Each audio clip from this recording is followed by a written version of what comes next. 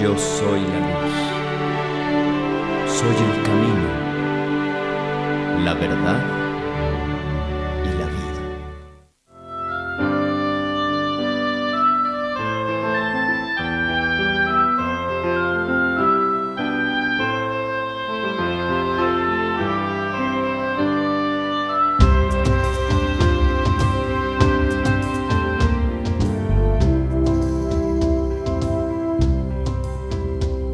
Mirando de frente con el corazón inflamado de amor, un pueblo ferviente que aclama y refleja a Dios.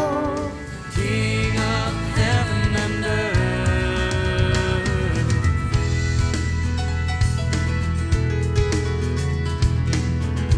Now the blind can see.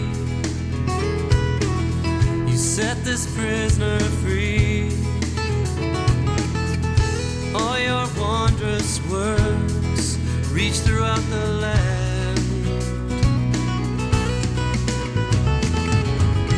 Now the blind can see. Hola amigos de María Visión, bienvenidos una vez más a este espacio que lleva por nombre Apologética, Razones de Nuestra Esperanza. Soy Rafael Piña Valdés, soy un laico católico de la Arquidiócesis de Guadalajara, en México, desde donde la señal de María Visión llega a muchísimos rincones, de este bello mundo nuestro. Doy la bienvenida, con mucha alegría y la verdad con mucho honor también, a los que siguen este programa a lo largo y ancho del bellísimo continente americano, a los que siguen este programa de lengua española en los Estados Unidos de América, en la República Mexicana, en los países de la bellísima Centroamérica, como Guatemala, como Honduras, Salvador, Panamá, Costa Rica, Nicaragua, no quiero dejar ninguno fuera. Y también a los que siguen este programa en el Cono Sur, en Colombia, en Bolivia, en Perú, en Chile, en Argentina, en Venezuela, no sé si he dejado por ahí alguno fuera. Muchísimas gracias a todos ustedes. También a los que más allá de estas fronteras siguen María Visión, ya sea por una señal satelital o por la señal de internet en nuestra página web, pues también ustedes sean bienvenidos.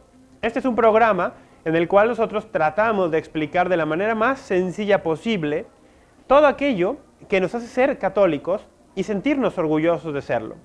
Obviamente, orgullosos en los límites o en la medida que una religión como la nuestra, la cristiana, nos lo permite, una religión que hunde sus raíces más profundas en la humildad. En este programa nosotros tratamos de apologética, como bien lo dice el nombre, pero un término que, vamos a decirlo, es poco frecuente en nuestro vocabulario, poco conocido, vamos a explicarlo brevemente. La apologética es una rama de la teología, por lo tanto es una ciencia que tiene sus bases, una ciencia que tiene sus fuentes, que tiene su objeto de estudio y tiene sus conclusiones, tiene su conocimiento organizado de manera sistemática. Y como tal, la apologética estudia y también expone, obviamente, las razones de la fe. En nuestro caso, las razones de la fe cristiana católica. Ahora, en términos mucho más sencillos, nosotros podemos definir la apologética como la explicación y en su caso también la defensa de la fe. Como hemos dicho muchas otras veces, mientras más y mejor expliquemos los contenidos de nuestra fe, menor necesidad habrá de defenderlos. Pero también es verdad que en ocasiones es muy necesario, prácticamente imperioso, decir una palabra ante aquel que bien intencionada o malintencionadamente ataca a nuestra fe católica. Muchas personas, yo pienso que la mayoría, atacan o tienen una creencia errónea acerca de lo que los católicos somos o creemos y por lo tanto se hace necesaria esta explicación. Pero también hay muchas personas que hay que decirlo de manera malintencionada, de manera sistemática, de manera frontal, atacan a la Iglesia Católica. Entonces también es nuestra labor defenderla dentro de los rangos de la razón y sobre todo dentro de los rangos del respeto. Y como dice San Pedro en una de sus cartas en el Nuevo Testamento, hacerlo siempre con dulzura y respeto, esta característica que ya hemos mencionado. Si nosotros obviamos el respeto, quitamos la caridad, por más bueno que sea nuestro argumento, seguramente lo único que lograremos será herir a la otra persona en su susceptibilidad, en sus sentimientos, en su intelectualidad, y no lograremos abrir esa puerta o limpiar esos obstáculos que pretende limpiar la apologética. Como he dicho muchas otras veces, también hay que recalcarlo, la mejor apologética no es la que se hace con argumentos, por más contradictorio que esta pueda parecer. La mejor apologética es la que se hace con el testimonio de vida. Y al respecto quiero compartir un pasaje del apóstol San Pablo que se encuentra, que lo vamos a encontrar en la carta de San Pablo a los romanos, al inicio del capítulo 12. Allí este llamado apóstol de los gentiles nos dice lo siguiente: os exhorto pues, hermanos, por la misericordia de Dios, a que os ofrezcáis a vosotros mismos como un sacrificio vivo, santo, agradable a Dios. Tal será vuestro culto espiritual. Y no os acomodéis al mundo presente, antes bien, transformaos mediante la renovación de vuestra mente, de forma que podáis distinguir cuál es la voluntad de Dios, lo bueno, lo agradable, lo perfecto. Palabra de Dios. ¿Qué nos dice San Pablo y por qué lo traigo a colación con esta cuestión de la importancia del testimonio? San Pablo nos dice que no nos acomodemos al mundo presente. El mundo presente tiene su propia manera de pensar y de vivir. Tiene, digamos, su propia propuesta de vida. ¿Cuál es la nuestra? ¿Nuestras acciones reflejan realmente que nuestra manera de pensar y de vivir es distinta de la del mundo? Hace unos días tuve la oportunidad y la verdad la fortuna, la alegría, de estar invitado en el programa Alégrate, que conduce Lupita Venegas. Y en una ocasión, en un momento del diálogo que estábamos estableciendo, ella sacó el tema de una madre de familia que estaba muy preocupada. Y hablaba con ella y le decía: Lupita, ¿qué puedo hacer? Porque mis hijos no me escuchan. Mis hijos no quieren ir a misa, mis hijos no quieren saber nada de la religión, no quieren saber nada de la iglesia. No puedo hablar con ellos. Y Lupita le dijo: mira, si en este momento no te escuchan y has hecho tu mejor esfuerzo para dialogar y para que con palabras te entiendan y aún así ellos no te escuchan, no te preocupes, te están viendo, te ven. Si tus hijos no te escuchan, ten por cierto que sí te ven. Y esto se aplica no solo a los hijos, se aplica a cualquier persona en nuestro entorno, se aplica a cualquiera con el que entramos en contacto, en relación.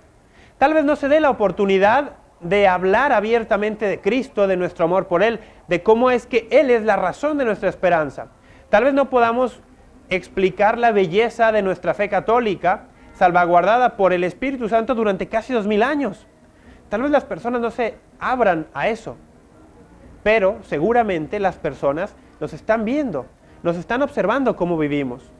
Y si ellos con el día a día ven y se dan cuenta que nosotros realmente pensamos y vivimos diferente, iniciarán a preguntarse: ¿qué es lo que hace a esta persona diferente? ¿Qué le motiva? ¿Cómo es que tiene esa fuerza para mantener sus convicciones en medio de un mundo que francamente propone lo contrario? ¿De dónde saca la vitalidad para ir contracorriente? Solamente algo vivo puede ir contracorriente, decía el buen Chesterton. Algo que está muerto solamente flota y va siempre en la misma dirección del río.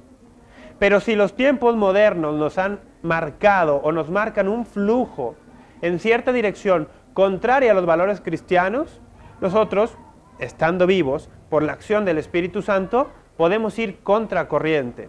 Por eso San Pablo nos dice: no se acomoden a este mundo, antes bien transfórmense. ¿Cómo?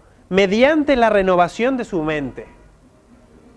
La transformación de vida a través de la renovación de la mente. Esto aquí San Pablo habla de la metanoia, este término griego que muchos de ustedes que han asistido a algún retiro espiritual, alguna clase de Biblia, estarán familiarizados con él. La metanoia, el ir más allá de la propia mente, metanous. Transfórmense mediante la renovación de su manera de pensar, dicen otras ediciones.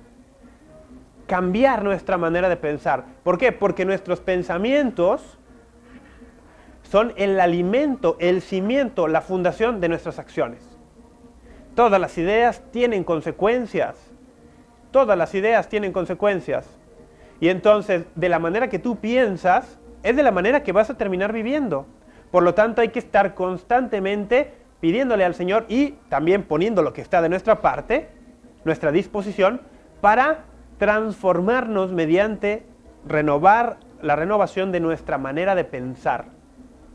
Si tú eres cristiano, católico, incluso tal vez vas a misa, a peregrinaciones, rezas novenas, el rosario, pero tu mentalidad está acoplada, adaptada a actitudes y a hábitos anticristianos, pues perdona, tú eres cristiano solamente, como decimos, de dientes para afuera, solamente de nombre. No eres un cristiano en el interior, en el corazón. Ahora, no estoy diciendo que tengamos que crear una división entre lo que yo internamente vivo y lo que externamente se muestra o practico, como si tuviésemos que escoger entre una u otra. No, la grandísima ventaja y belleza del cristianismo católico, del catolicismo, es que no es la religión del y esto o aquello, no. Nuestra religión es la religión de esto y esto también. Para nosotros no existe distinción entre fe y obras. O te salvas por la fe o por las obras, no, fe y obras. Para nosotros no existe tal dicotomía entre fe y razón, no, fe y razón. Para nosotros no existe tal cosa como, lo que yo vivo por dentro y ya, lo que proyecto no funciona, no, o solamente lo exterior cuenta y lo interior no, lo interior y lo exterior. Esto y aquello. Fe y gracia, fe y obras, fe y razón. Esa es nuestra fe. San Pablo nos dice, por último, nos exhorta, para que puedan de esta manera distinguir cuál es la voluntad de Dios, lo bueno, lo agradable, lo perfecto. Pues bien, la mejor apologética, la que se hace con el testimonio. Si no te escuchan, seguramente te ven. Que el verte les haga ver a Cristo. A eso estamos llamados. Yo sé que es una meta altísima, ¿sí? Es una barra muy, muy alta y difícil de alcanzar, pero no por eso podemos dejar de intentarlo. No por eso podemos dejar de aspirar a eso. Y saber que en esta aspiración, en esta lucha constante por ser verdaderamente cristianos, no estamos solos. Y de hecho, no lo hacemos solamente por nuestras propias fuerzas. Eso sería ridículo y anticristiano. Nosotros contamos, sobre todas las cosas, con la vida misma de Dios que se nos da, con su gracia, que nos alimenta y nos fortalece para nosotros, estando bien dispuestos, ir poco a poco en este camino, iluminando nuestra razón, fortaleciendo nuestra voluntad y ordenando nuestros apetitos. Muy bien, amigos, tenemos que hacer un corte. Regresando inmediatamente les comunicaré el tema del día y también les daré las formas de contacto para que ustedes puedan estar con nosotros en esta comunión. Vamos a un corte, regresamos. All your wondrous words reach throughout the land. And I will lift my eyes unto your throne. Cry for me. Most glorious Lord, you sent your Son from heaven to earth to die for me. And I will lift my eyes. Amigos, estamos de regreso y con esa bellísima imagen que nos regalaban nuestros amigos, nuestros hermanos en las cámaras, les doy el tema del día. Estás en María Visión por si estás llegando y este programa se llama Apologética. El día de hoy vamos a estar hablando de un tema que, bueno, tiene que ver con la época del año en la que estamos. Y es un tema que la verdad a mí me parece que es muy relevante. Y no solamente por la época del año en la que estamos, sino por la cuestión que estamos viviendo ya desde hace varias décadas. Me atrevo a decir tal vez desde hace un siglo. Miren, el tema de hoy se llama así: sin Cristo no hay Navidad. Sin Cristo no hay Navidad, así de sencillo. Leyendo, ustedes saben, los que siguen este programa semanalmente, saben que me gusta muchísimo leer a un autor inglés de nombre Chesterton, de apellido Chesterton. Un periodista, pero bueno, no solo periodista, ensayista, novelista, poeta, crítico de arte, bueno, muchísimas cosas. Que no habiendo nacido católico, a los 42 años de vida, cuando estaba en Inglaterra rodeada de agnosticismo, de muchísima indiferencia religiosa, bastante anticatólica, y él, siendo considerado una de las mentes más brillantes de esa Inglaterra, se convirtió, se hizo católico a los 40. El autor, Chesterton, hace más o menos 100 años, estaba leyendo un pasaje, él decía que había que rescatar la Navidad, imagínense. Hace casi 100 años decía, hay que rescatar la Navidad. ¿De qué? De la frivolidad. ¿Y qué frivolidad era esa? Miren, allí, un poco más adelante les voy a mostrar unos pasajes, todavía no, ahora que bueno que vemos allí esta imagen, porque este es un libro, aprovechando que estamos en época navideña, voy a hacer publicidad de este libro, se llama Ciudadano Chesterton. Es del profesor José Ramón Aillón, un profesor de Burgos, en España. Y este es un libro que ha salido recientemente, que es como una compilación de pequeños párrafos de Chesterton sobre una multitud de temas bastante interesante. Yo lo recomiendo muchísimo como una especie de introducción a Chesterton. Miren, esta frase, a ver si la podemos ver un poco después, todavía no. Pero a este hombre, ese libro que vean ahí, lo recomiendo muchísimo porque es como una introducción al pensamiento de este grandísimo inglés. Bueno, él decía, tiene que ser rescatada de una frivolidad. Hace 100 años. ¿Y en qué consiste la frivolidad? Dice Chesterton. En que nos quieren inculcar, básicamente, que estemos alegres en esta época, pero sin motivo para estar alegres. Es decir, estar alegres en esta época del año, todos nos ponemos de acuerdo, pero sin la razón fundamental, que es Cristo precisamente. Y la verdad, esto escrito hace 100 años, si lo aplicamos al contexto actual, es que está bastante a tiempo. Es bastante actual. La verdad es que estas épocas, sobre todo en lo que conocemos como el mundo cristiano o el mundo occidental, se prestan muchísimo a campañas publicitarias, al comercio, a, bueno, cosas que por sí no tienen nada de malo. Recuerdo haber leído hace algunos días que alguien decía, si la Navidad no existiese, habría que inventarla, aunque fuese solo por motivos económicos. Claro, es una época del año en la cual se mueve muchísimo la economía. La compra de presentes, de regalos, de algún detalle para amigos o para familiares, las reuniones entre personas del trabajo, de la escuela, familiares, todo esto ciertamente es algo muy bueno para la economía. Y después las campañas publicitarias, aprovechándose de nuestra afectividad y de nuestra sensibilidad y emotividad, pues nos bombardean, ¿no? Como con esa época de dar, esa época de amor, esa época de sentirnos bien unos con otros, lo cual de suyo, bueno, no tiene nada de malo. Qué bueno que se hagan estas exhortaciones, ¿no? La cuestión, lo que es realmente, vamos a decirlo, preocupante, es que nos quieran decir que es época de sentirnos bien con nosotros mismos, de hacer las paces con los familiares, con los amigos, de ser buenos, de hacer caridad, de regalar, cosas muy buenas en sí, pero no nos quieren decir por qué. O le quieran robar a la Navidad su aspecto, como diría Chesterton también, divino. Es como decir, vamos a ponernos todos de acuerdo para en el último mes del año ser buenos. Ser buenos. ¿Pero por qué razón? No, la razón no importa. Y para no herir susceptibilidades, muchas empresas, muchos gobiernos incluso, ya han adoptado el lema de en las publicidades, en las tarjetas, en los correos electrónicos que se envían, ya no poner Feliz Navidad. Poner ahora Felices Fiestas. ¿Por qué? Pues porque hay muchos que no son cristianos y no festejan la Navidad, entonces digamos Felices Fiestas. Pues sí, claro, pero que recuerden cuál es el origen de estas fiestas. ¿Por qué es que Occidente, por llamarlo así, prácticamente por entero, paraliza su actividad en esta fecha? ¿Por qué los niños tienen vacaciones? ¿Por qué muchos adultos también? ¿Por qué? ¿Porque a alguien se le ocurrió un día y nos pusimos de acuerdo? No.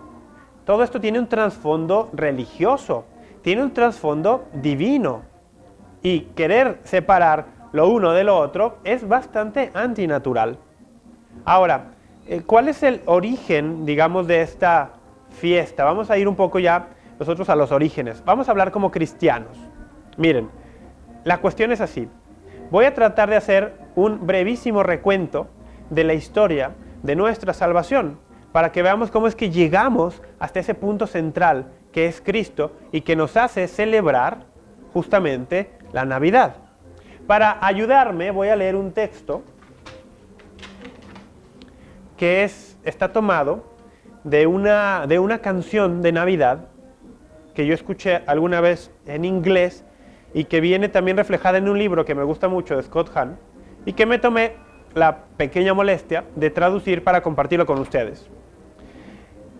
Advertencia: las fechas que se mencionan en esta letra no son, digamos, históricas así puntualmente. Tiene más bien este valor simbólico, aunque algunas de ellas sí son bastante acertadas. Muy bien, pues dice así: el 25º día de diciembre, en el año 5099 desde la creación del mundo, desde el tiempo cuando Dios creó los cielos y la tierra, el año 2957 después del diluvio, el año 2015 desde el nacimiento de Abraham, el año 1510 desde Moisés y la salida del pueblo de Israel de Egipto, el año 1032 desde que David fue ungido rey, en la 65ª semana de acuerdo a la profecía de Daniel, y en la 194ª Olimpiada, en el 752º año de la fundación de la ciudad de Roma, el 42º año del reinado de Octavio Augusto, todo el mundo estando en paz, en la sexta edad del mundo, Jesucristo, el Dios eterno y el Hijo del Padre eterno, dispuesto a consagrar el mundo con su misericordiosa venida,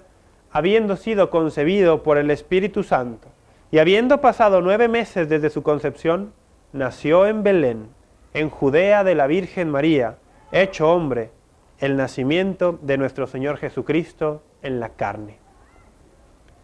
Así nos lo ha resumido, digamos, muy bien. Yo se los voy a compartir de otra manera. Miren, ¿qué creemos los cristianos y por qué son tan importantes nuestras celebraciones? Hace unos programas atrás yo hablaba de si verdaderamente Jesús nació el 25 de diciembre. Y decía yo que la fecha crucial para determinar la fecha de la celebración de diciembre es la fecha de la Pascua. Ese momento en el cual Cristo muere, pero también resucita. Ese es el acontecimiento central de nuestra fe. Pues los primeros cristianos, poco a poco, conforme fueron pasando los días, los años, las décadas, después de la resurrección de nuestro Señor y de su ascensión a los cielos, después de la venida del Espíritu Santo en Pentecostés, pues estos primeros cristianos continuaron reflexionando, profundizando cada vez más en el misterio de Cristo y teniendo garantías seguras de su divinidad, cayeron en la acertada reflexión que aquel que había muerto y resucitado era Dios, el Espíritu, así se los había revelado, pero que si era Dios, había sido Dios todo el tiempo, y que por lo tanto, él que había nacido de María, había sido concebido en el vientre de María, que Dios se había hecho carne en una mujer. Y comenzaron a reflexionar a este respecto y a indagar también.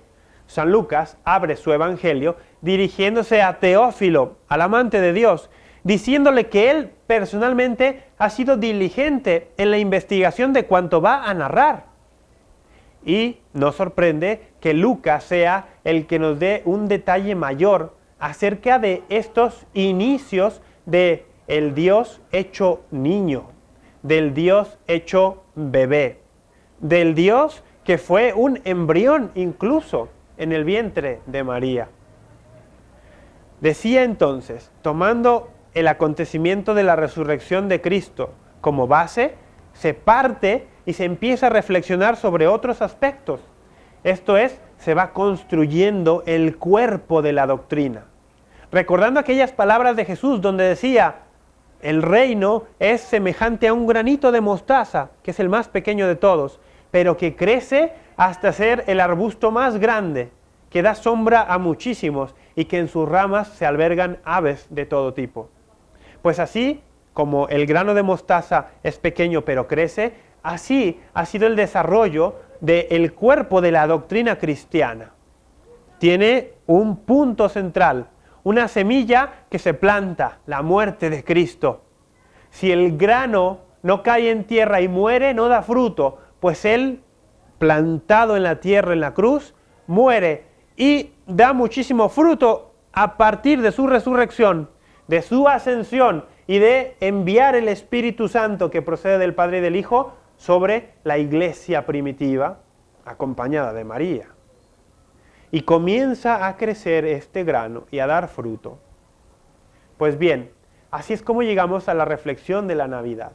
Pero decía yo que sería conveniente hacer un brevísimo recuento de cómo es que Jesucristo es tan importante y cómo es que estos unos pocos primeros judíos le reconocieron como el Dios hecho carne, como el Dios entre nosotros. Nosotros iniciamos la historia de nuestra salvación que se nos narra en las páginas del Génesis en la Sagrada Escritura, con Dios mostrándose como un creador todopoderoso, omnipotente, y en 6 días llevando a cabo una creación maravillosa, poniendo orden donde había desorden, poniendo cosmos, orden, belleza donde había caos. Culminando esta creación con la corona que es la creación del hombre y la mujer, los primeros padres.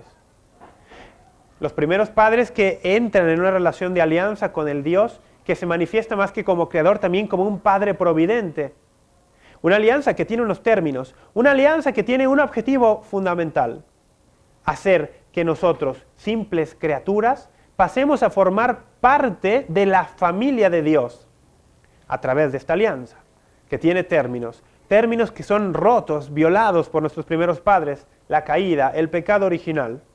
Pero aún después de este pecado original, Dios manifiesta su providencia paterna, su amor que no tiene límites y su fidelidad a la alianza. A pesar de nuestra infidelidad, Él es fiel a su promesa, fiel a su palabra, y ya desde los primeros capítulos del Génesis también promete un Salvador. Promete que de la descendencia de la mujer surgirá un hijo, que aplastará la cabeza de la serpiente. A partir de ahí se desarrolla toda la historia de nuestra salvación, que va a tener como puntos vertebrales las alianzas que Dios hace con personajes específicos en determinado momento. Y así es como vamos a encontrar, por ejemplo, la historia de Noé, personaje al cual también Dios viene y lo elige para hacer una alianza, y a través de esta alianza hacer crecer su familia. En la primera etapa habíamos visto cómo había sido un par, un matrimonio. Pues con Noé vamos a ver cómo la familia de Dios crece y se expande. Ya no solamente son 2, ahora es Noé, es su esposa, son sus 3 hijos y las 3 esposas de los hijos. La familia de Dios va cobrando una forma cada vez más amplia. Nuevamente se reafirman las promesas, Dios se compromete a sí mismo a ligarse en esta relación familiar sagrada con su creación y con sus criaturas. Pero nuevamente nuestra infidelidad aparece, nuestra incapacidad para mantener las alianzas. Así es como surge Abraham, la figura portentosa de este padre en la fe, padre de Isaac, el hijo de la promesa, que a su vez es padre de Jacob, el hijo de los 12 que darán nombre a las tribus de Israel. Nuevamente Dios con Abraham hace promesas, 3 en particular, que las eleva a la categoría de alianzas, alianzas que tienen como propósito nuevamente adivina, sí, hacer crecer la familia de Dios. Promesas y alianzas que van a encontrar su cumplimiento definitivo más adelante en la historia de nuestra salvación. Y así es como vamos a ver cómo a Abraham, Dios lo constituye ya el gran jefe de una tribu. Y te fijas cómo va creciendo la familia de Dios. Primero un matrimonio, después una familia pequeña, después ya una gran tribu. Esta tribu, estas tribus, van a alcanzar su carácter de nación varios años, cientos de años después de Abraham y de Jacob, con Moisés, siendo enviado por Dios para liberar al pueblo de Egipto. Y en el Sinaí, Dios reafirmando y haciendo nuevamente esta alianza con su pueblo. Si de verdad guardan mi alianza y guardan mis preceptos, dice el Señor, yo seré su Dios y ustedes serán mi pueblo. Una relación de donación mutua. ¿te fijas? No es únicamente un intercambio de bienes y o servicios como en un contrato. Es una donación mutua de personas. Esto es una alianza. Y así la familia de Dios adquiere el carácter ya de una nación. Una alianza que nos hace su familia, pero que también tenía términos. Y que nuevamente el pueblo se mostró incapaz, insuficiente de por fuerzas humanas cumplir esos términos. El siguiente gran paso en la historia de la salvación va a venir con el rey David. El punto climático, el punto más alto del pueblo de Israel, la monarquía davídica. El punto en el cual nunca hubo algo antes igual a él. Y después de él, tampoco para el pueblo judío. Con David Dios también hace una alianza. Y le promete, le jura, mejor dicho, que uno de sus hijos, o mejor dicho, que de sus entrañas, de su descendencia, estarán siempre ocupando su trono, y que su trono durará por siempre, y que una dinastía saldrá de él. David se muestra también indigno de estas grandísimas gracias y alianza que Dios le ofrece. ¿Por qué? Porque el pecado también se sobrepone a su disposición. Y así es como se prepara el terreno para la venida de un Salvador. Porque con la caída de la monarquía de David y de Salomón, el reino de Israel se divide, producto del pecado, y esta división los hace presas fáciles de sus enemigos, que los exilian, los destierran, y es entonces cuando profetas ya comienzan a anunciar: vendrá un Salvador, vendrá un Mesías, vendrá uno que restaurará todo. Y vamos a encontrar pasajes, por ejemplo, en el libro del profeta Isaías, en el capítulo 7, donde Isaías nos narra lo siguiente. Volvió el Señor a hablarle a Ahaz diciendo, Isaías 7:10, pide para ti una señal del Señor tu Dios, en lo profundo del Seol o en lo más alto. Dijo Ahaz, no la pediré, no tentaré al Señor. Dijo Isaías, oíd pues, casa de David, ¿os parece poco cansar a los hombres, que cansáis también a mi Dios? Pues bien, el Señor mismo va a daros una señal. He aquí que una doncella está encinta, y va a dar a luz un hijo, y le pondrá por nombre Emmanuel. Isaías capítulo 7, del versículo 10 al 14. Una señal poderosa, una doncella, una virgen que está encinta y va a dar a luz un hijo, que le pondrá por nombre Emmanuel. Si vamos un capítulo más adelante en el mismo libro de Isaías, capítulo 8, vamos a ir por allí del versículo, vamos a ir al versículo 8 y siguientes. Isaías 8, versículo 8 y siguientes.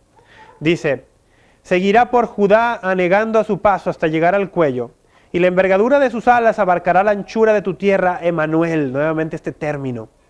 Haced leva, pueblo, seréis derrotados. Escuchad, confines todos de la tierra. Alarma, seréis destrozados. Alarma, seréis destrozados.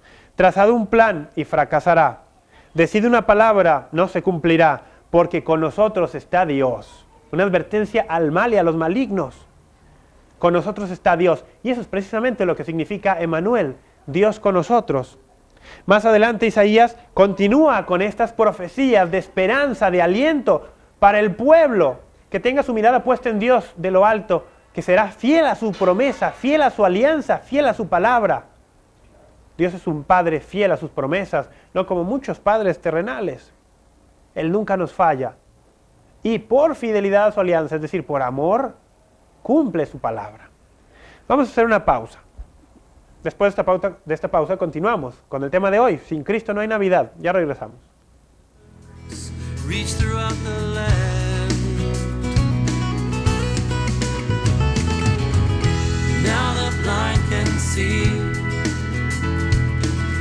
You set this prisoner free. All your wondrous words reach throughout the land. I will lift my eyes unto your throne. I will lift my voice to praise you alone. I will give you thanks. Now the blind can see.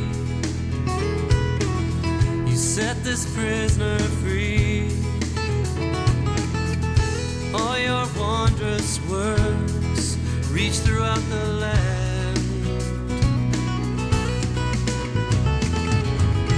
Now the blind can see. Set this prisoner free. Amigos, muchas gracias. Estamos de regreso. Estás viendo Apologética, Razones de Nuestra Esperanza en María Visión. Yo soy Rafa Piña Valdés y ciertamente me acaban de muy bien recordar en el corte que no he dicho el correo del programa ni las formas de contacto, que debe hacerlo hace mucho tiempo y simplemente, pues como decimos aquí en México, se me fue la idea, se me fue la onda. Pues así, se los comparto ahora. El medio de contacto electrónico es el correo y aparece en su pantalla, por allí, allí está. apologética@mariavision.com. Allí, bueno, pueden escribir, dejar alguna pregunta, algún comentario. La gran mayoría son comentarios y debo decir que la gran mayoría son positivos y los agradecemos muchísimo. Pero también aprecio muchísimo los comentarios que vienen en tono de crítica constructiva y respetuosa. Ahora, las críticas no respetuosas e incluso un tanto hirientes, también las recibimos. También las recibimos y yo, con muchísimo cariño, oro por todos ustedes. Se los he dicho antes, se los digo ahora otra vez. Yo me comprometo a orar por todos los que ven este programa. Les guste o no les guste, compartan lo que digo o no, escriban o no escriban, llamen o no llamen, simplemente por el hecho de estar allí, en su casa o en cualquier lugar, tomándose la molestia de aguantarme todas estas cosas que digo, yo me comprometo a orar por ustedes, por sus intenciones, por sus necesidades. ¿Qué pido a cambio? Que si ustedes pueden y quieren, oren por nosotros, por María Visión, por todos los que de alguna u otra forma colaboramos aquí con este granito de sal para que Cristo sea conocido, amado y servido. Allí está. También, muy bien, que me lo ponen allí, está esta otra forma electrónica, el Facebook, esta red social, como se les llama, donde está la participación un poco más interactiva, podríamos decirlo así, una comunicación un poco más interactiva. ¿Por qué? Porque alguien puede dejar allí una pregunta y si yo en ese momento estoy en el programa o no la veo o no tengo tiempo de responder, muchas veces otra persona usando esta misma red social, en esta página del programa, le responde. O alguien hace una pregunta y otro hace un comentario. La verdad es que me parece un método muy, muy cómodo para compartir cuestiones. Yo pongo ahí de pronto alguna foto, un comentario, un video, una cita. Por cierto, ya veo aquí algunos de sus comentarios en el Facebook, en la página Apologética, Razones de Nuestra Esperanza. Lo que leí hace un instante, esto de las fechas y que hablaba de esto, lo voy a poner el día de mañana, si Dios nos da vida, en la página de Facebook del programa. Así como un par de citas más que voy a mostrar después, también las voy a poner ahí. Entonces es cuestión de que mañana estén muy al pendiente en una nota que se va a llamar precisamente Sin Cristo no hay Navidad, donde voy a incluir muchas de estas cosas del programa. Así que estén al pendiente. Muchos dirán, oye, yo no tengo Facebook, tengo el correo electrónico. Mira, si tienes correo electrónico es que tienes internet. Y no necesitas estar suscrito a esta red social para poder ver la página del programa en esa red social. Basta con que en un buscador, como Altavista, como Google, como en algún buscador, tú pongas Apologética, Razones de Nuestra Esperanza, Facebook, y te va a aparecer la página del programa. No tienes que estar suscrito para poder accesar al contenido. Ahora, si estás suscrito, bueno, se te va a hacer un poco más fácil. Así de fácil y así sencillo. Allí pondré una buena cantidad de los textos que voy a compartir durante el programa el día de hoy o que ya he compartido, para que lo esperen mañana. Muy bien. Ahora sí, a continuar con el tema. Decía yo entonces que existían estos profetas que hablaban de un hombre, un salvador, un redentor, un Mesías que habría de venir, un ungido, que eso es lo que significa la palabra Mesías, ungido, un ungido por Dios. Hay que recordar que en la mentalidad antigua y además oriental, a los que se les ungía, se hacía esta labor con aceite, se les ungía con aceite, se derramaba aceite sobre sus cabezas, sobre sus cuerpos y se les ungía. Y esto tenía un profundo significado porque era una preparación para una labor importante. Por lo general se ungía a aquellos que iban a ser sacerdotes, aquellos que iban a ser profetas o aquellos que iban a ser reyes. Sacerdote, profeta y rey. Y por eso se esperaba la venida de este ungido. Mesías significa eso. También, para que lo sepamos, la palabra Cristo, tan familiar para nosotros, significa exactamente eso, ungido. Solo que Cristo es una, digamos, castellanización del griego, Christos, y Mesías es una castellanización del hebreo. No sé cómo se pronuncia en hebreo, Mashiach o Mashaya o Messiah, no sé. Mesías es una castellanización del hebreo que significa ungido. Y Cristo es una castellanización del griego, que significa lo mismo, ungido. Muy bien, pues se esperaba a este ungido que habría de venir. Isaías, en el capítulo 9, a partir del versículo 1, nos dice lo siguiente. El pueblo que andaba a oscuras vio una luz grande. Los que vivían en tierra de sombras, una luz brilló sobre ellos. Acrecentaste el regocijo, hiciste grande la alegría, alegría por tu presencia, cual la alegría en la siega, como se regocijan repartiendo botín. Porque el yugo que les pesaba y la pinga de su hombro, la vara de su tirano, has roto como el día de Madián. Porque toda bota que taconea con ruido y el manto rebosado en sangre serán para la quema, pasto del fuego. Porque una criatura nos ha nacido, un hijo se nos ha dado. Estará el señorío sobre su hombro, y se llamará su nombre Maravilla de Consejero, Dios fuerte, siempre Padre, Príncipe de paz. Grande es su señorío, y la paz no tendrá fin sobre el trono de David y sobre su reino, para restaurarlo y consolidarlo por la equidad y la justicia, desde ahora y hasta siempre. El celo de Yahvé Sebaot hará eso. Palabra de Dios. Dime que tú, cristiano, no escuchaste estas palabras de Isaías en clave cristiana y las aplicaste a Jesucristo. El pueblo que andaba a oscuras vio una luz grande. Los que vivían en tierra de sombras, una luz brilló sobre ellos. Dime que no aplicas esto a tu vida. Yo sé que muchos de nosotros, tuvimos una época en la cual nuestro alejamiento o nuestro distanciamiento de Dios era todavía mayor del que hay ahora, porque estamos en un proceso constante. Pero que hubo una época de nuestras vidas en la cual esa distancia entre Dios y nosotros, no porque Él esté lejano, sino porque nosotros no nos acercamos, fue mayor. Y caminábamos en sombras y en tinieblas. Y que ahora, con Cristo en nuestra vida, literalmente sabemos que una luz brilló sobre nosotros, brilla sobre nosotros. ¿Cómo no hacer nuestras estas palabras por regocijarnos de Cristo? Acrecentaste el regocijo, hiciste grande la alegría, alegría por tu presencia, y esta es la clave. Por eso decimos que el tema de hoy es sin Cristo no hay Navidad. ¿Por qué? Porque la alegría de la Navidad sin Cristo no tiene sentido. Nos alegramos por la presencia de Cristo, que es Dios entre nosotros, el Emmanuel. Dios mismo es vamos a ponerlo en los términos chestertonianos. Cristo mismo es un regalo de Navidad. ¿Lo han pensado así? En la Navidad se suelen dar regalos, y es una costumbre muy cristiana. Los regalos nos representan la alegría, nos ponen felices, nos tienen expectantes antes de la Navidad.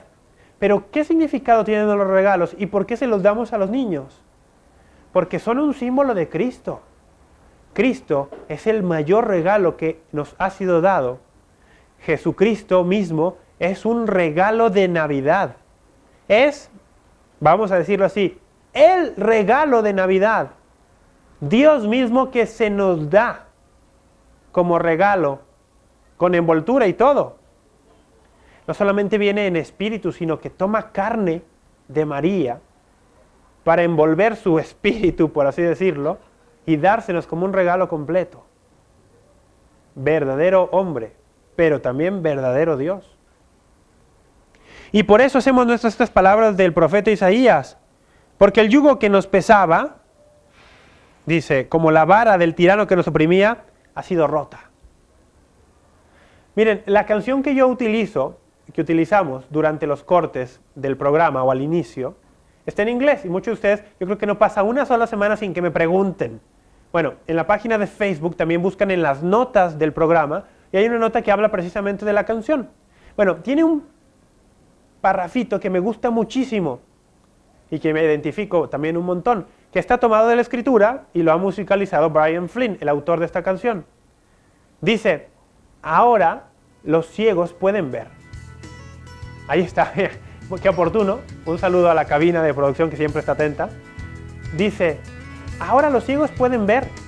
Dice, tú has liberado a este prisionero. Pues sí, nuestra alegría es esa, que éramos prisioneros, pero hemos sido liberados. Que éramos ciegos, pero que ahora vemos. Y por eso nos regocijamos. A ver, ¿se puede escuchar ahí un poco? Ahí está, miren, dice, Dios altísimo, gloriosísimo. Tú enviaste a tu Hijo. Esa es la Navidad. Del cielo a la tierra para morir por mí. Y bueno, es más adelante lo que yo digo, pero ahí está, ahí está. Y les prometo que un día vamos a traducir esta canción, vamos a poner subtítulos y vamos a hacer alguna especie de video musical para que todos ustedes la puedan ver. Vamos a regresar. Miren, Isaías ya nos compartía esto, ¿no?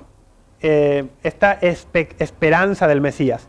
Y hay otro pasaje que es clave y que vamos a encontrar en el profeta Miqueas. Bueno, hay muchísimos, vamos, en Jeremías, en más partes de Isaías, no se diga en Daniel, hay muchísimos párrafos en los profetas. Y en el libro de Miqueas hay una parte que es crucial para esta cuestión de la Navidad. Miqueas, capítulo 5, versículo 1, dice, en cuanto a ti, Belén Efrata, la menor entre los clanes de Judá, de ti sacaré al que ha de ser el gobernador de Israel. Sus orígenes son antiguos, desde tiempos remotos.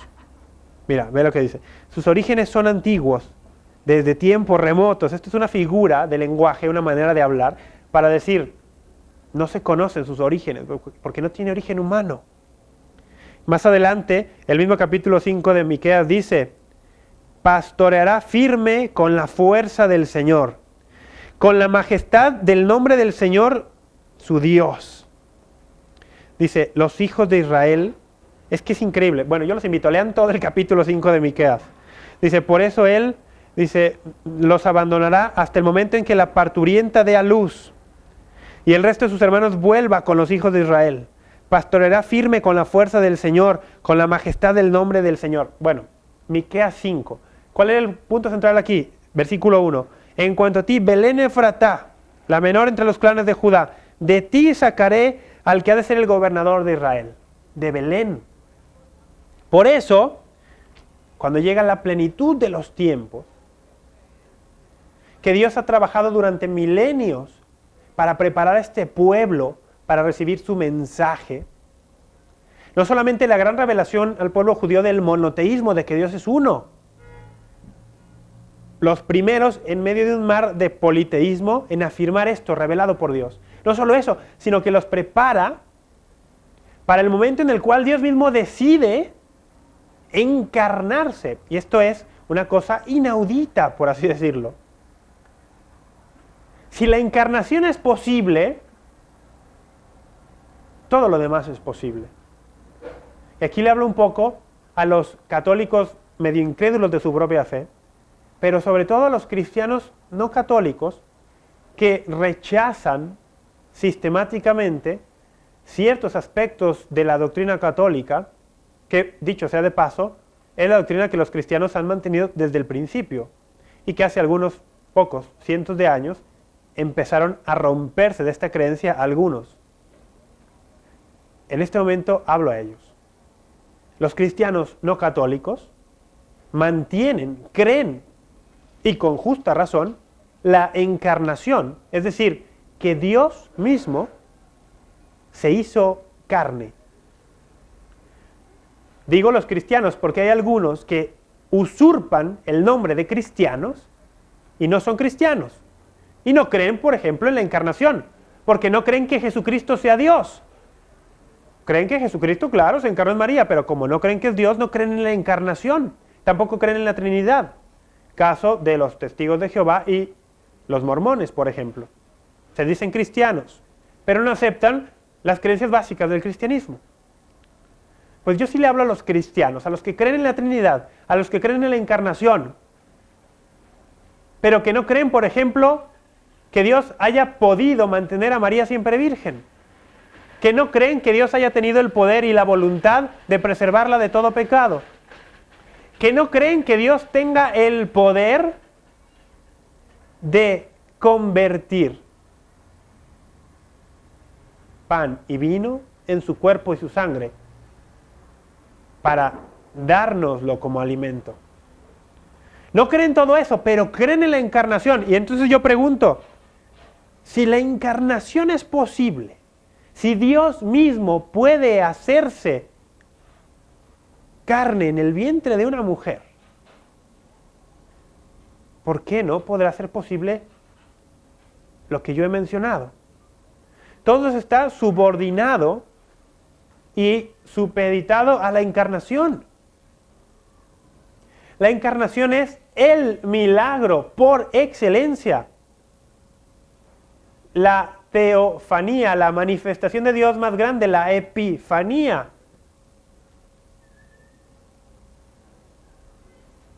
Y además para dar señas, signos, recuerda, el signo apunta hacia una realidad mayor. De esto que está sucediendo, lo hace en una virgen que no conoce varón y es concebido, encarnado de manera virginal. Un verdadero milagro. Cabe recordar aquí una definición muy sencilla y muy práctica que le escuché a don Miguel Romano Gómez, obispo auxiliar de la Arquidiócesis de Guadalajara y rector del seminario también de esta arquidiócesis. Dice, un milagro es la suspensión temporal de las leyes naturales, provocada por aquel que ha creado las leyes. La suspensión temporal de las leyes naturales provocada o causada por aquel que ha creado esas leyes, por Dios. Las leyes naturales dicen que un ser humano es concebido en el vientre de una mujer producto de la unión entre un hombre y una mujer y sus respectivas células de fecundidad.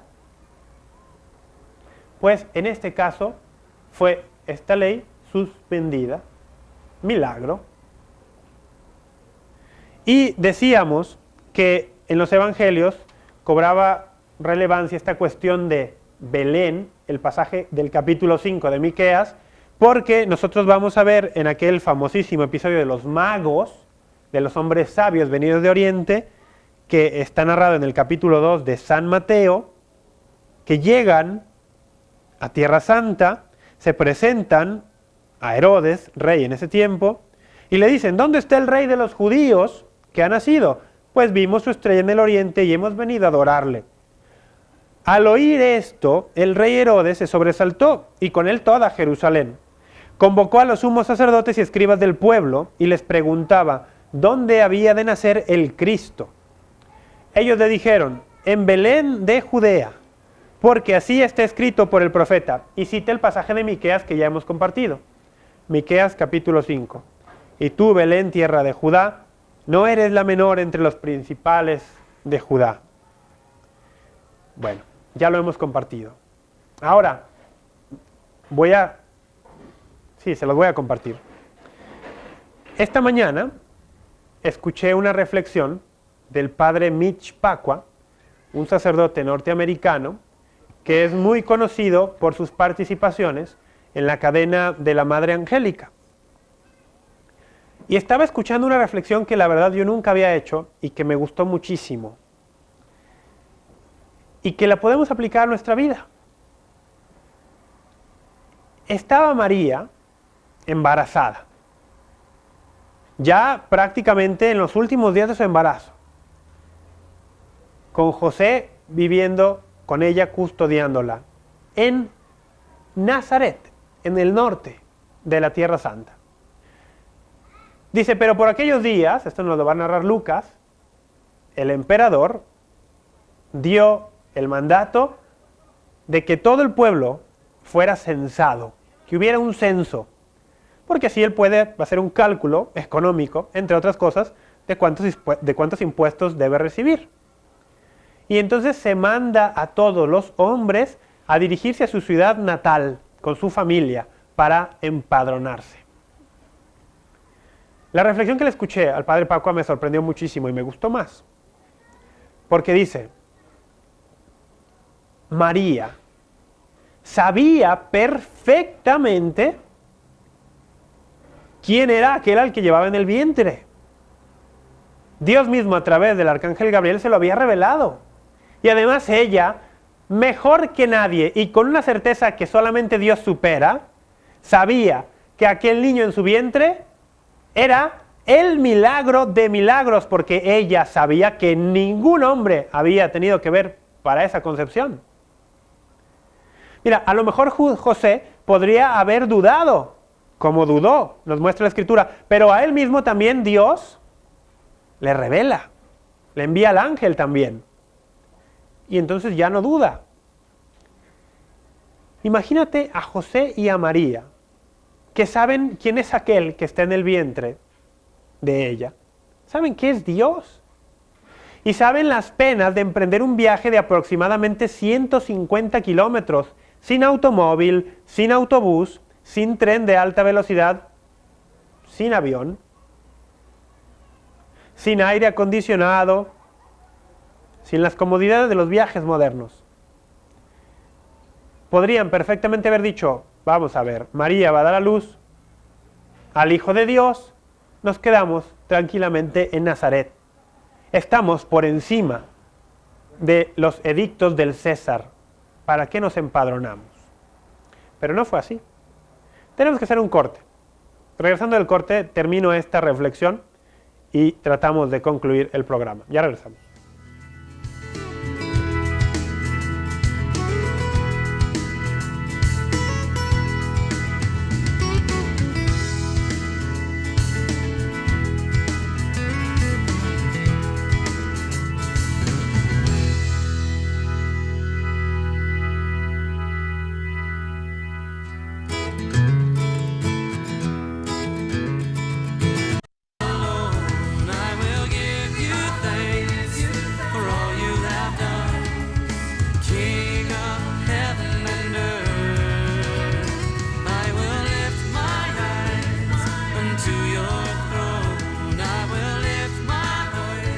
Estamos de regreso, amigos, ya casi vamos a terminar hoy hablando de Sin Cristo no hay Navidad.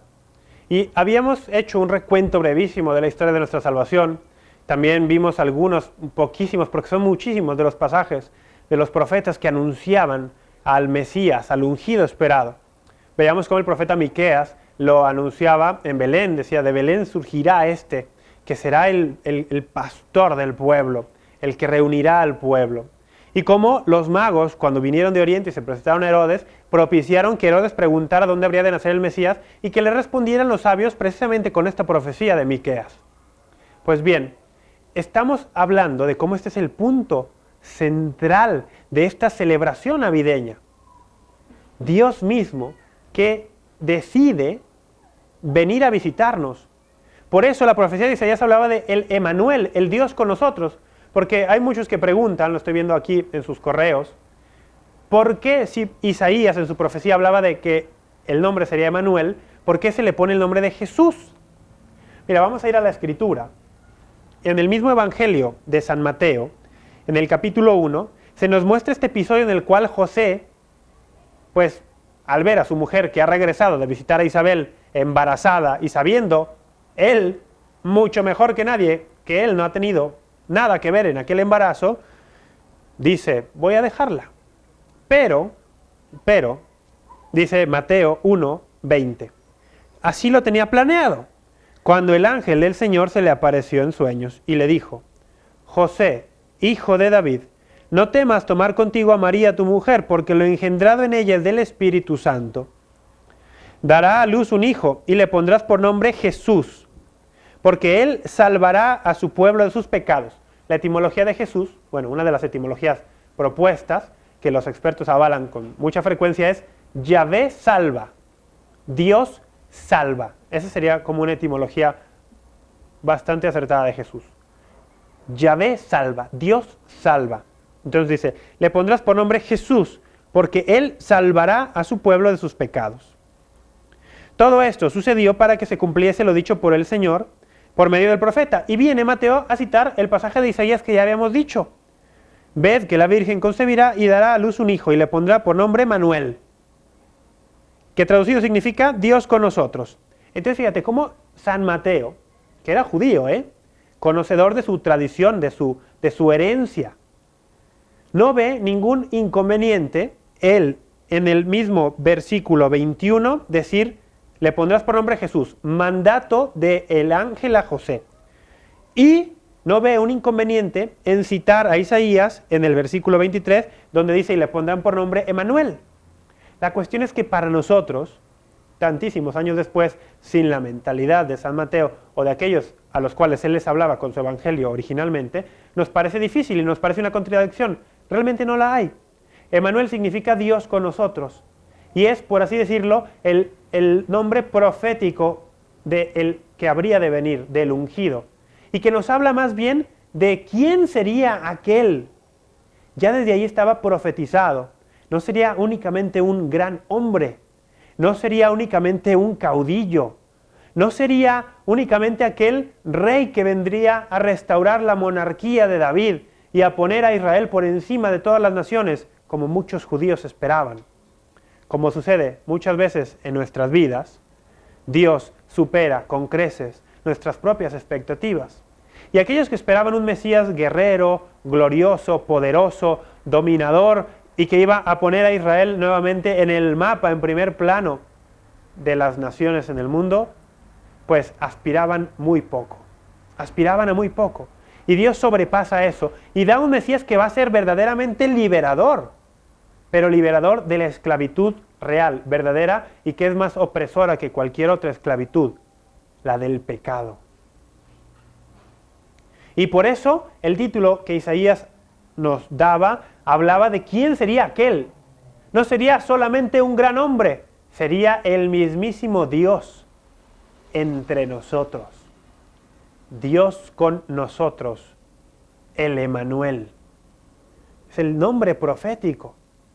El nombre que el ángel le manda a San José, Jesús, Dios salva, viene a ser el cumplimiento de todas esas profecías, la plenitud de todas esas alianzas, el culmen de la historia de nuestra salvación. Y por eso María, fiel mujer judía, piadosa, conocedora de su herencia y de su tradición, proclama en el capítulo 1 del Evangelio de San Lucas, aquel famosísimo cántico Magnificat, donde si tú lo lees, Lucas 1 a partir del versículo 46, ella va a ser también un resumen de la historia de la salvación, diciendo cómo este niño, este portento de las obras que Dios ha hecho por su pueblo y que ahora se manifiestan en ella, en su vientre, en su carne, es el cumplimiento de las promesas hechas a Abraham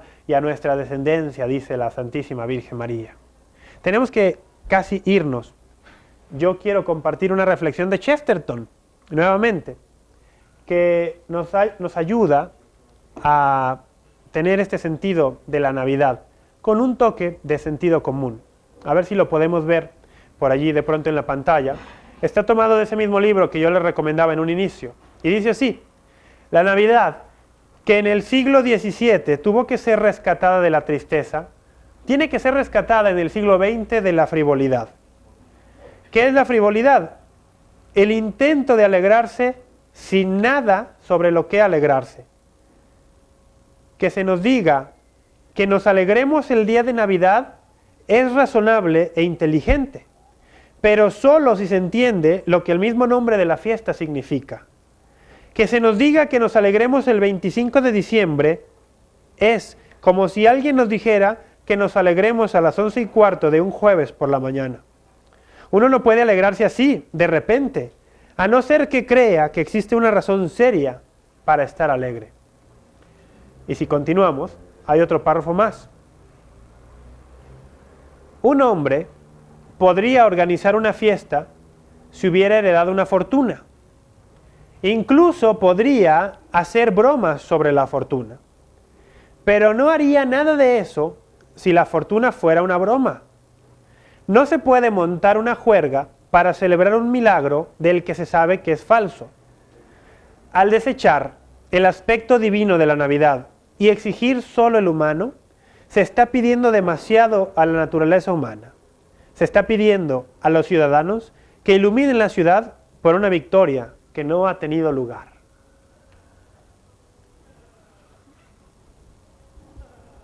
Y para los que no lo entendieron, dice, todos estos, y él habla del siglo XX hace 100 años, a principios del siglo XX, hace 100 años, todos estos que quieren que celebremos algo en estas fechas, pero se olvidan de lo que el mismo nombre de la fiesta significa, no tiene sentido. Dice, es como pedir que hagamos una fiesta, que iluminemos toda una ciudad, como se hacía en antaño cuando se ganaba una gran batalla, por una batalla que no ha sido ganada.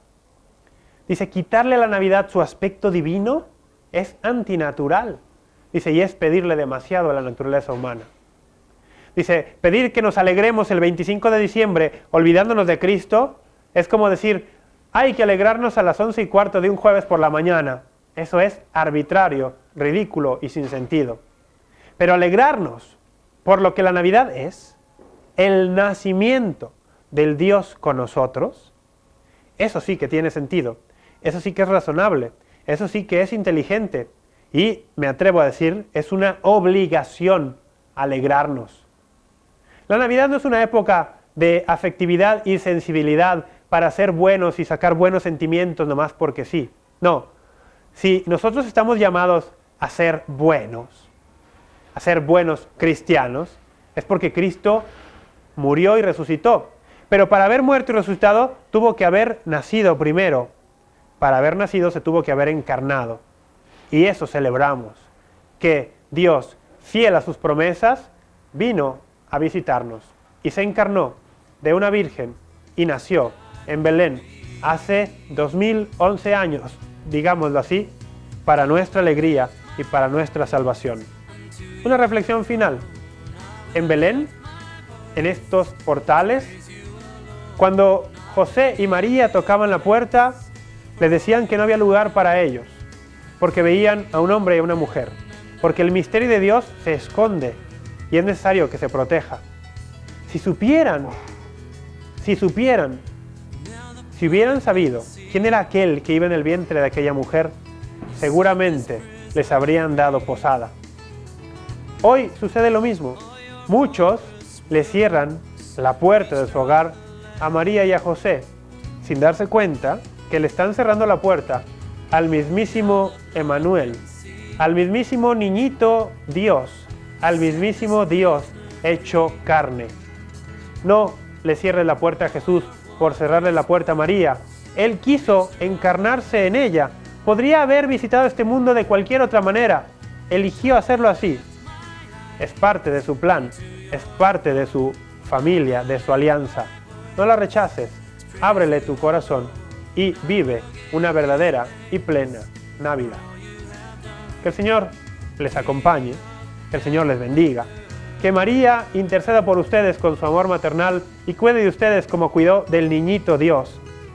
Y si Dios nos lo permite, nos encontraremos nuevamente con más de apologética, con más de las razones de nuestra esperanza. Muchas gracias.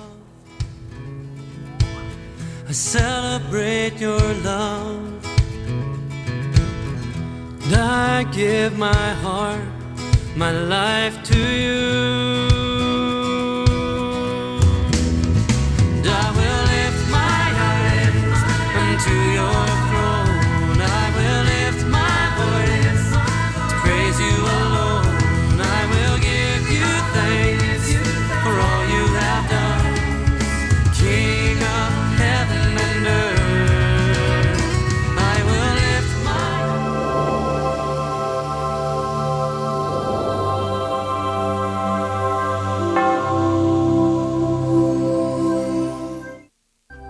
Si usted desea una copia de este programa, por favor contáctenos a los siguientes teléfonos.